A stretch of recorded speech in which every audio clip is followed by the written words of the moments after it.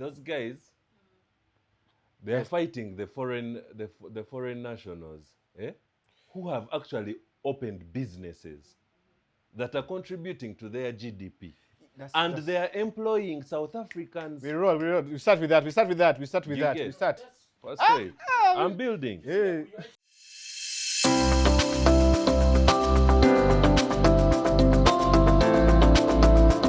Good morning, good afternoon, good evening, depending on wherever you are in this world. My name is Kagyezi Turyamuhweza. Chief Clansman is my alias. I'm a journalist, I'm a communicator, I'm a rapper, and I am the Source podcast host. This is the first episode, and we are happy to be here. Well, I'm Brian Muhumuza, and I'm a lawyer by profession. I run an NGO called Sheba K International. I love helping young people, and this is what I do for passion and for a living. And I'll be your host for the Source podcast alongside the one and great Clansman, Chief. So, Brian. Yes.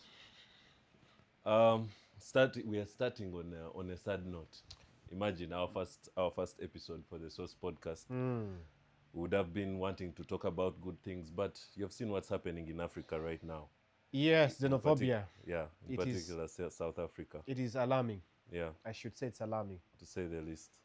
Yes, and with what I've been seeing on the internet, the videos moving around, it is unbelievable. Yeah.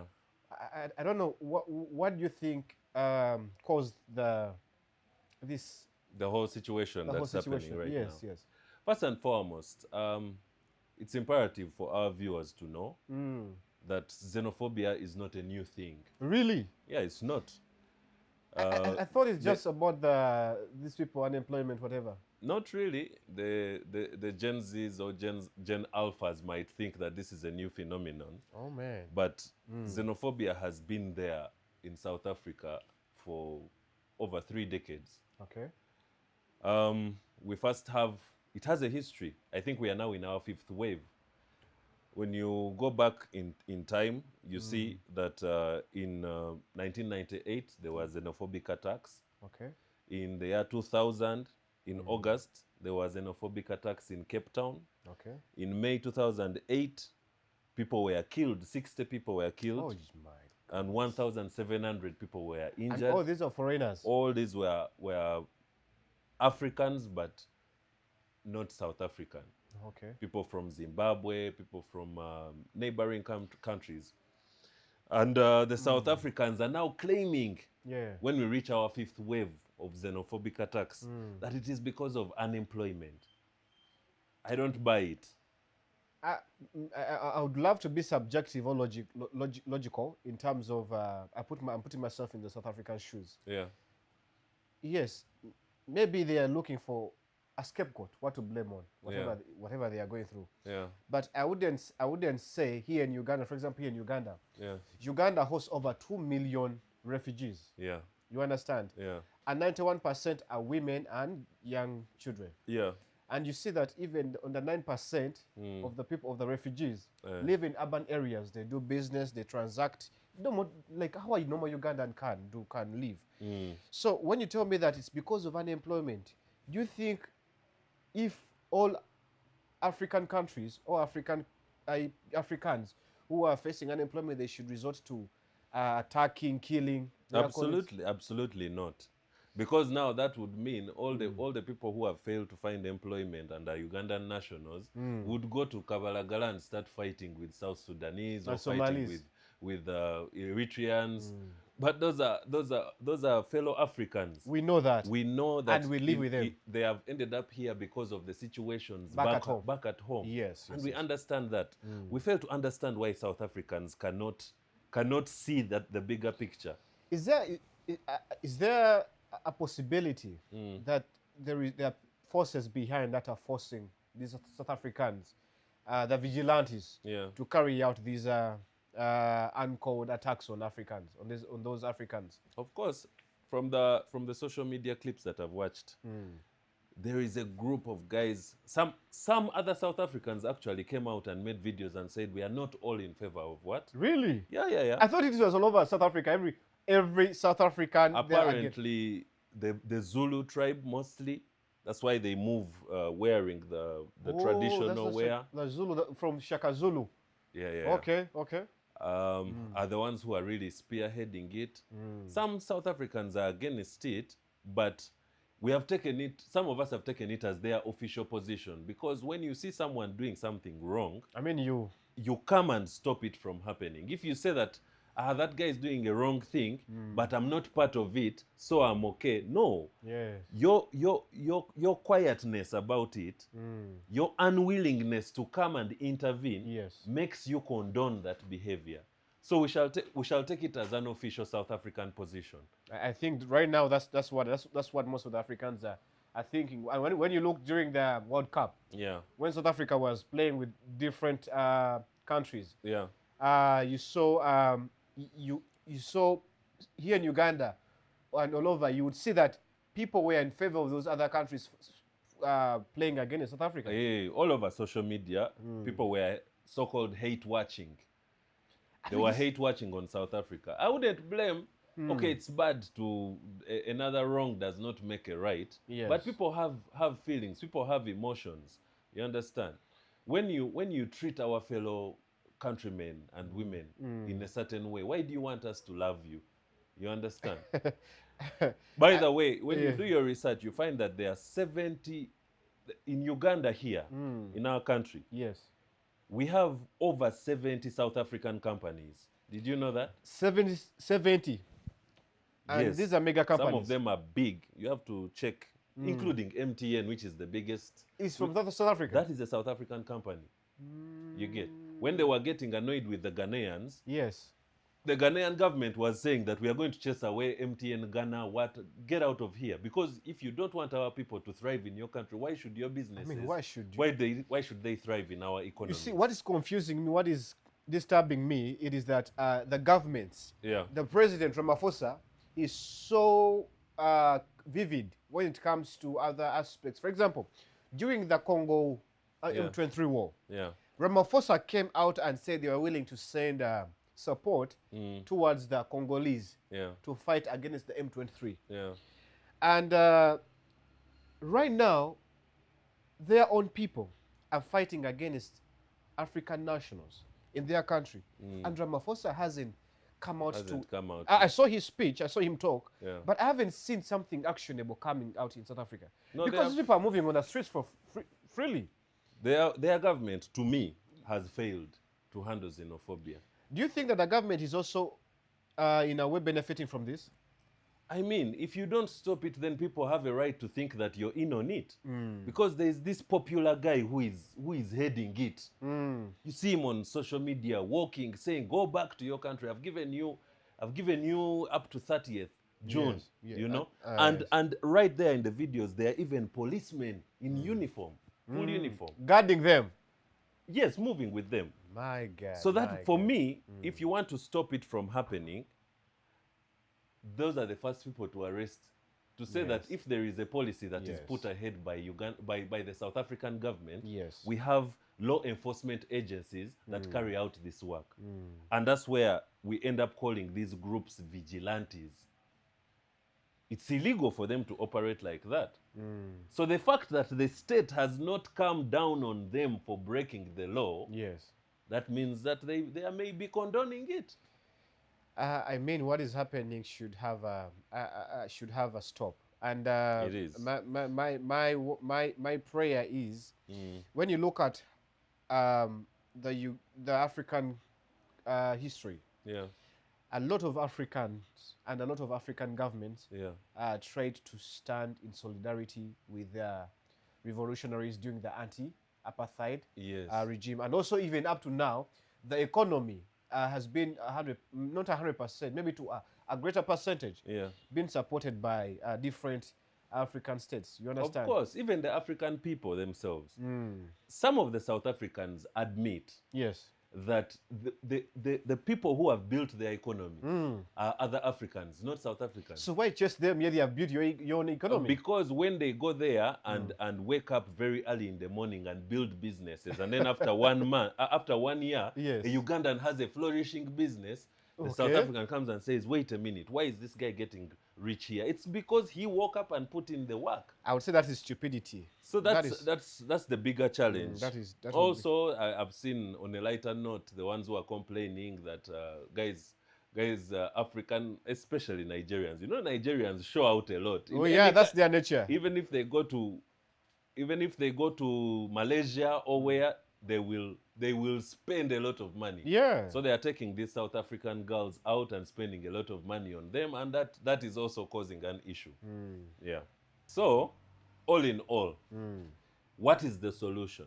You as my African brother. So I would say the solution would be for the governments to come in, and not only the South African government, but also the other African government, to come in and ask for accountability, transparency in resolving this matter.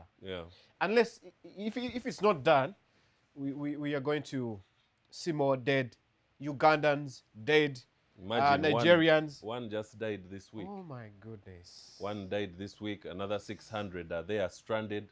What are the governments doing to help those? I don't know. They are reaching out to their government. These 600 are Ugandans. So has the Ugandan government or different, for example, right now, I would ask, have other governments done something about maybe evacuating these people? And more so here in Uganda, has the government done something to see that Ugandans... So from the news I had seen, the one Ugandan had been killed. Oh, that's sad. But on a brighter note, 1,200 of our people have been evacuated from there by the Ugandan government. So, I mean, kudos to the Ugandan government. I mean, this is something tremendous. We have seen, this is not the first evacuation that has happened. We have seen during the Iran war, we evacuated Ugandans. I think maybe the government, in terms of foreign policy, they're doing well. But now, the South African government must do something regarding this. This must stop. Africans should leave. This is African. Nelson Mandela's dream was to see Africa united. And this is what most of the Julius Nyerere, I mean, the different fathers of Africa, they want to see Africa united. How can Africa be united, but yet South African governments are seeing foreign nationals living in their country doing nothing, yet they're being attacked from their businesses? Nothing is being done. So we need accountability. What are you doing about this? Yes. For me, I will say that we have the capacity to also boycott a lot of things, including the Amapiano music. Me, I will say this as a musician. I'm telling you, like, you can't be killing our people and then in our clubs we are there, like, sir, playing your music. We have music to listen to as well. But the fact that anything that comes out of Africa, we really love it, and we want to stay united, we want to love each other. I saw many of them hurting on X, saying, how can, it's so bad that other Africans are not supporting Bafana to proceed in the World Cup. Yes. That is because the world is about reciprocating energy. If you love me, I will love you even more. But if you hate me, human nature always says that I'll fight you back. So I pray that our South African people can get back to African unity and Ubuntu. Ubuntu. Wow. Yes. Brian, how many people do you think need to die for us to sort out this xenophobia issue? Because it's becoming hell on earth. That's a very important question. I should tell you that we have lost five nationals from Mozambique, 5 nationals from Ethiopia, 2 Nigerians. What? 1 national from Malawi confirmed dead. And today we have just got to know about 1 Ugandan who has been killed because they believed he was dating a South African what? I saw that one. A young Ugandan guy that he was dating a South African girl, and they found him dead in an apartment, I think. This is alarming. This is alarming. So I thought, you see, when you look at how the xenophobia started. When you look at the match, the Dudula, you know, those who started, they started in this guise of stopping, trying to reduce unemployment Yeah. and crime. Mm. And also people are taking their jobs. But now, how do you convince me that xenophobia is not a movement or a philosophy of evil-minded people? Yeah. So you find a Ugandan man in love with a Ugandan, with a South African national, and you kill them simply because you don't believe that they should be together? Imagine such Whoever a is thing. behind it, I would say it's the devil. I don't even know what to say. Yeah, it's evil. That one I agree. I agree with you.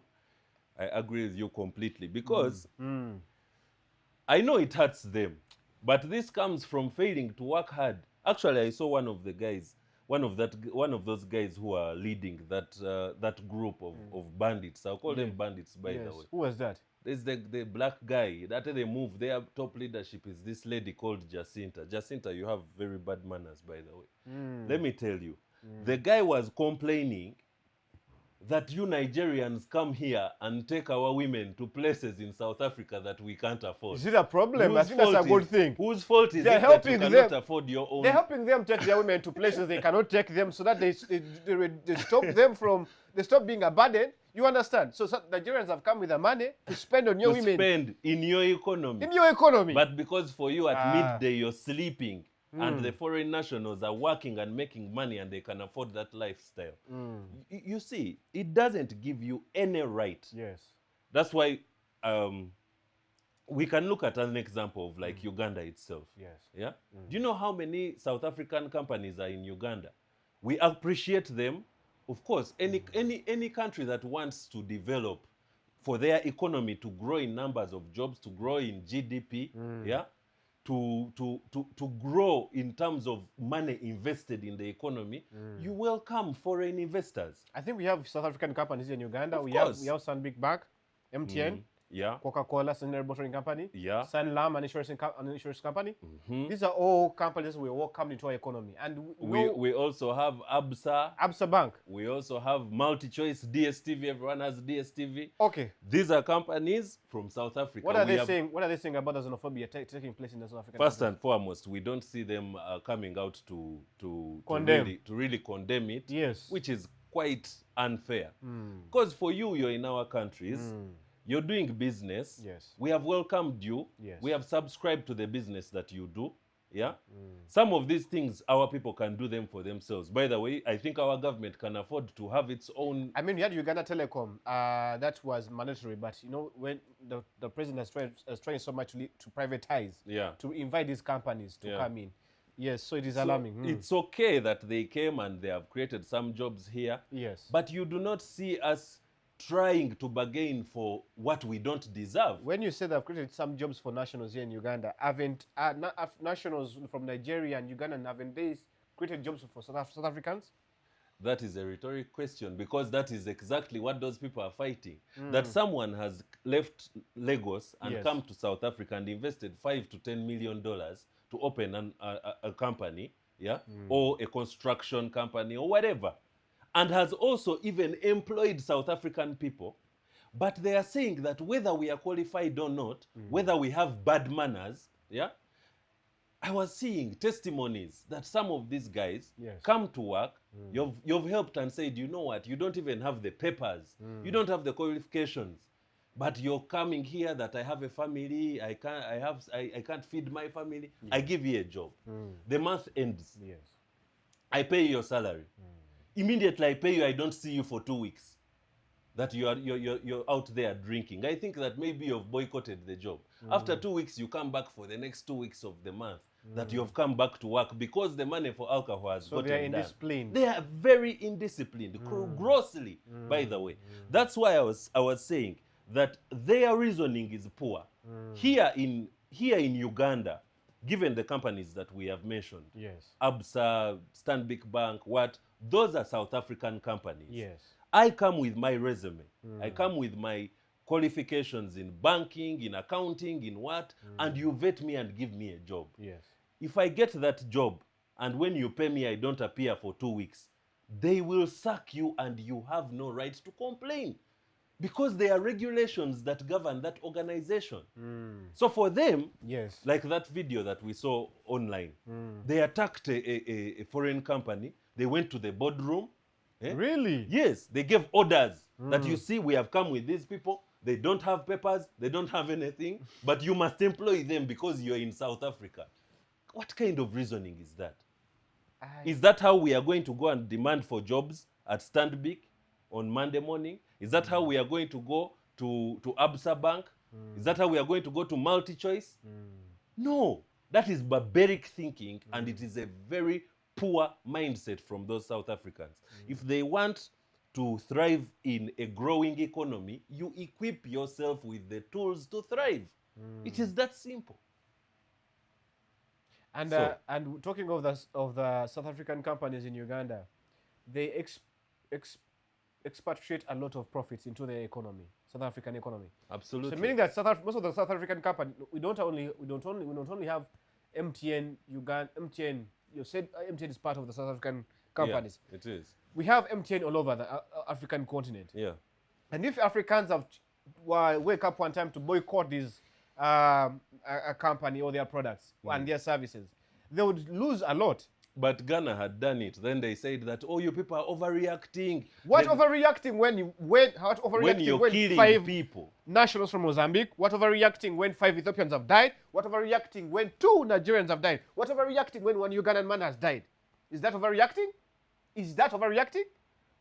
Please, you people need to get back to Africanism. Let us work together to develop our continent. Let us reciprocate the energy. You cannot say that for you you're going to do whatever you want and then people are just going to continue loving Where is the you. police in South Africa? Yeah, I've been seeing videos. Where do these people march freely when the police is there? Bullying people on the Bullying streets. people. Telling How- them, Oh my look here, God. I've given you up to 30th, get out of our country, and the police officer is there.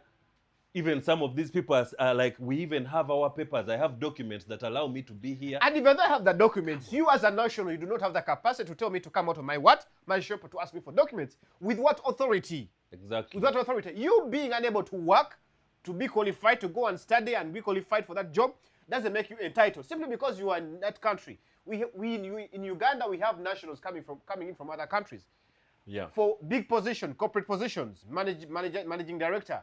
But simply because I haven't been able to get the qualification, I cannot demand for those such positions. Yeah. So I have to study, get myself equipped with a qualification, and then I go I be vetted, the HR process, and then I be awarded a job if I qualify. Exactly. I cannot walk into M10 Uganda. I cannot walk into Stanbic Bank. I cannot walk into any other place where I'm Zungu, where a South African is working, and I demand for such a role. That is stupidity. That's why I feel like not only that these people are being led by, I think maybe they are being led by bad forces, but even these South Africans must be educated. You must have knowledge of the fact of what's taking place. Yeah. Your country, you cannot, if Africans one time they choose to say, we are going to leave you alone, you cannot survive. South African cannot survive by its own self. They didn't survive even during apartheid. We had to help them. The You have to come in, Nigerians, yes. the Nigerians funded. They even had The anti-apartheid money. policy, Yeah. right? Yes. The people who were fighting against apartheid in South Africa Yes. were funded by Nigerians. And now you're chasing these Nigerians out of your country, yet they have a good history and partnership. If it wasn't for them, Mandela wouldn't have come out of jail. He wouldn't. You get? Yes. And the thing of professionalism, and qualifications for whatever job, Yes. it is a constant in any country. Any country. Even here, we just employed an expert in aviation to come and fix our airline. Uganda Airlines, is that now He's Ethiopia? from Ethiopia. I could not walk in and say, You I'm a can't say that Ugandan, because give me that job. I'm Ugandan, you must give me the job. What Yes. do you know about aviation? It's meritocracy. You have to be So qualified to. if the foreign nationals Yes. who are in South Africa have the qualifications to do that work, please let them do that work. Go take your children to school. Let them Educate study. them. Yes. Make them qualified enough Do not to walk, occupy those positions. do not walk around the street shouting like stupid hooligans. You get? You understand? You are actually what we are seeing from Africa. We are seeing hooligans walking. Actually, we are marking your faces. You are hooligans walking. How can you make a Nigerian who's offering over 10 South Africans employment. You understand? That you go back to your country. That is stupidity. That is stupidity, short-sightedness. So, I mean, we're about to get emotional here. Chief, please save me from these South Africans xenophobia, stupidity attacks. Don't annoy Brian, please. South Africans, please don't annoy Brian. Because what you're doing is not correct. Let's live in peace and harmony. Let's love each other. Okay? No wonder during the South African game, we did not support you. Yeah, because... Where would you kill your Africans? Same blood, same color? Who's behind you? How do you wake up every morning and say, I'm going to go and chase away Africans? Where do you get the mandate to throw away your African brother and sister? That we are going to 31st what? 30th of June. 30th of June. This was the deadline. I mean, this is crazy. This is crazy. Where's Ramaphosa? I think there's not much more to say about this. Please, let's get back to constitutionalism. Let's get back to love. Let us really get back to loving each other and being Africans. This is the unity, the brotherhood. Brian, what would you advise our government and other African governments to do in order to get our people out of trouble? Because now they hit the deadline. So the first thing I would say, I would advise the Africans who are there, the African nationals that are there, the foreign nationals that are there, if you know that you are in a place that is not safe, find a way to contact your embassy. Make sure they have your name, your details. Even though you do not have the passport, even though you went there illegally, please, you belong somewhere. You have a home. You have sisters and brothers. Write to the embassy. It's their duty. These are emergency times. Write to them. They will be able to create a safe passage for you. They will pick you wherever you are if you cannot move, and they will bring you back through the airlines, being transported on flights. So it's the safest way right now. So we don't want to lose you, sister. We don't want to lose you, brother. Submit your name ASAP. And then for the governments, I would say, African governments are the most, I would say that they are misrepresenting us as Africans. You understand? Yeah. If it was an issue of seeking for dates right now, yeah, they would be seeking, they'll be making the best proposals. You understand? Yeah. But now their own nationals are in trouble. They are comfortably quiet. This is a small matter. It shall pass. It's not the first wave. 5 Ethiopians have died. 5 nationals from Mozambique have died. 1 Ugandan has died. And our government has done the initiative to repatriate. We thank the government. Yeah. How about other leaders? What are you doing? Yeah. Where's your responsibility? Yeah. This is why you were selected, you were elected. Yeah. To represent your people in times of needs. This is an emergency. It's not a joking thing. Have you ever been stranded in another country? Yes, I have. You know how it feels. Even if it's just for a few hours. Like they have said, now we have shifted your flight to tomorrow. It's a hell on earth. Hectic. It's hectic. It's hectic. Now You have no one to talk to. These ones have been chased away, that you can't stay in your home, and there is even a threat of death. Do you know that most of these nationals cannot buy food on the markets? Yeah. They can't. They can't. Because if they step out, they will see them. They'll see They will identify you are Ugandan, you are Nigerian. Yeah. And most of the times our accent is unique. We do not have that clicking. Nkang, nkang, nkang. You see how they speak. Nkang, nkang. We don't have that accent. Brian. Tobata. You people are annoying Brian. Yes.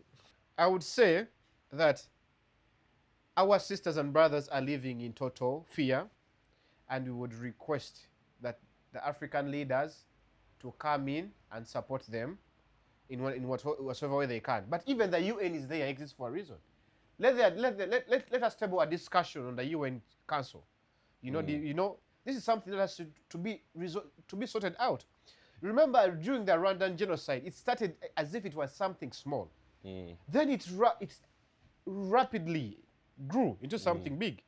If it wasn't for His Excellency Paul Kagame, Rwanda, I don't know where it would have been.